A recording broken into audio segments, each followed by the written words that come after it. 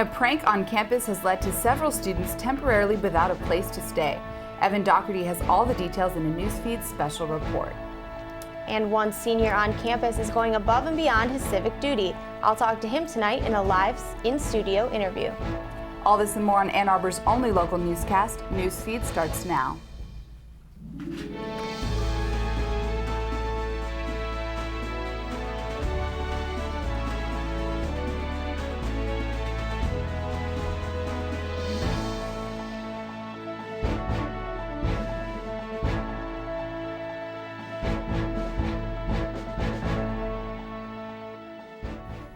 Welcome to Newsfeed. I'm Mia Mollicone. And I'm Emily Zimmerman. It's Wednesday, February 24th, 2010. Welcome to Newsfeed. Let's get right into our top story for the evening. The season is over, but U of M football is still making the news. The NCAA released its official notice of allegations against the Wolverine football team yesterday. And this is the latest step in the controversy that began in the fall. The latest step is the 5 allegations that largely concern either playing and practice season rules or countable coaching limits. The NCAA rules narrowly limit the rules for non-coach staff members. It does not allow them to attend coaches' meetings or give advice to players while stretching. The allegations say that the support staff at U of M may have crossed some of these boundaries. Also in question are the hours of practice that the team has logged. According to the investigation, the football team did exceed the 20-hour per week practice time, both preseason and during the season. Most weeks, this overage was between 20 minutes and 1 hour for the week. New athletic director David Brandon is facing the problem head on, saying, quote, "We will begin now to prepare a response to the NCAA, and we anticipate a hearing before the NCAA Committee on Infractions this coming August. Until we file our response, we will not be discussing the investigation or providing any additional information," end quote. And this fall, the university will offer a new program aimed at encouraging education in sustainability. Last week, the Graham Environmental Sustainability Institute announced their launch of the Undergraduate Sustainability Scholars Program. The interdisciplinary program will offer a 10-credit series of sustainability courses to students in their junior and senior years. Students in the program have the opportunity to go to Kenya and Camp Davis in Wyoming to study alternative energy. And this Monday, the Michigan Student Assembly held its first Diversity Affairs Select Committee Forum on campus climate. This gathering was held to address student concerns about discrimination on campus. MSA Representative DeAndre Watson set up the committee to encourage awareness of biased crimes and to promote more regulation of discrimination in residence halls. The committee discussed disciplinary measures taken by other universities for crimes of prejudice, including expulsion. And U of M's Museum of Anthropology held a workshop on Monday to discuss controversial Native American remains. The museum is currently holding around 1,400 remains classified as culturally unidentifiable. This concerns Native Americans in the area who want the university to turn over the remains. Under the Native American Graves Protection and Repatriation Act, the university must keep the remains in its possession until further instruction. The workshop served as a way to raise awareness of this issue and was organized by the Ethnography as Activism Work Group. University Vice President for Government Relations Cynthia Wilbanks spoke at a Senate Assembly meeting this past weekend. Wilbanks updated faculty on the work being done in her office. This included talk of the challenges in dealing with Michigan's 2011 fiscal budget. She also spoke of the possible consequences the upcoming election might have on the university. Wilbanks hopes to forge relationships with new Senate and House members.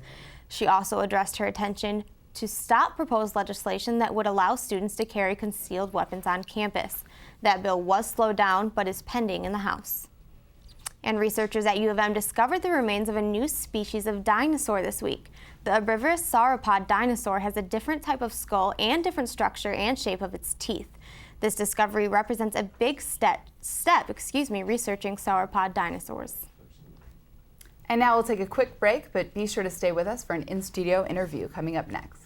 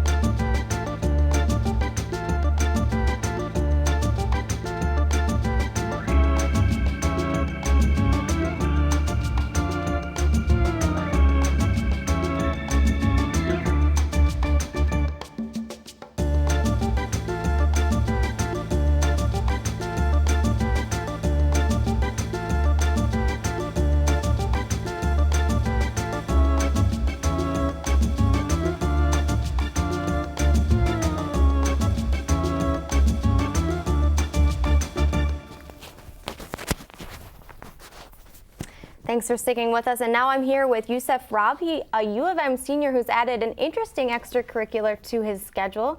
Thank you so much for being with us today. You're welcome. So will you tell the students what exactly it is that you're doing? So I'm running for County Commission, Washtenaw County, in the 11th District. Awesome. And so where are you from originally? I know you're a senior here at U of M now. So where are you from originally? Well, I was born in Ypsilanti, Michigan, just east of here, and I grew up in Ann Arbor, actually, on the north side of town. So U of M was a logical choice for you then? Yep, it was pretty natural. I applied to U of M in Eastern, and when I got into U of M, I came here. So. Excellent. So where did this political interest start for you? Has it been since you've been in school here, or?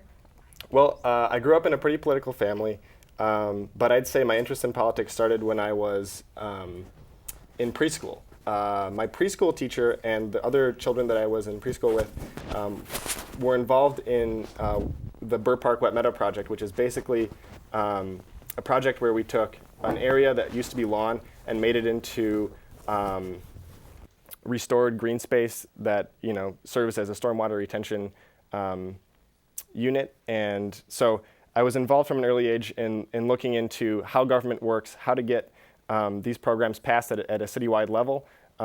We went to city council meetings and told them about the importance of this type of enhancement to parkland. And so we had a full experience with local politics right from the beginning there. So really early then? Yeah, really early on. So what about this position then? When did you decide this would be a good fit for you? Yeah, so I've been involved for the last about 5 years in local politics. It all started, I think, when a friend of the family actually ran for city council, and he started to tell me about city politics and kind of what was going on at City Hall.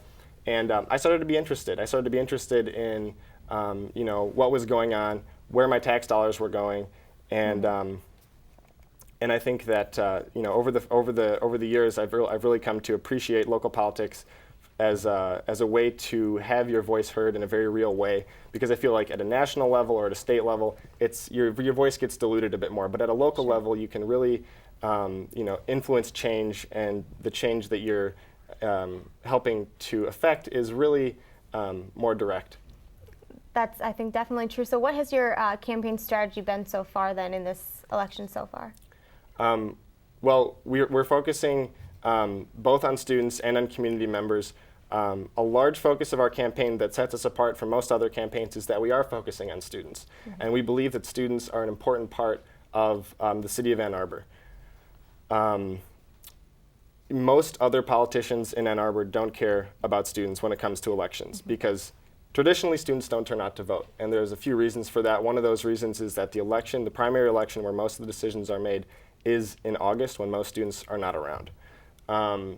But what I'm hoping, and the reason I'm here and the reason we were in the Michigan Daily, and I'm a student and I believe in students, I think students can make a difference. And I think that we all need to realize that we are citizens in the city of Ann Arbor. We're here for a huge chunk of the year. When the census comes around this year and and looks at who's living in Ann Arbor, we're going to be counted as Ann Arbor citizens.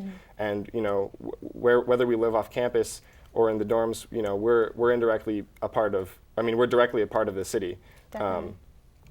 Even though when you're in the dorms, you're kind of indirectly paying taxes. So as county commissioner, then what would your main objectives be during your term?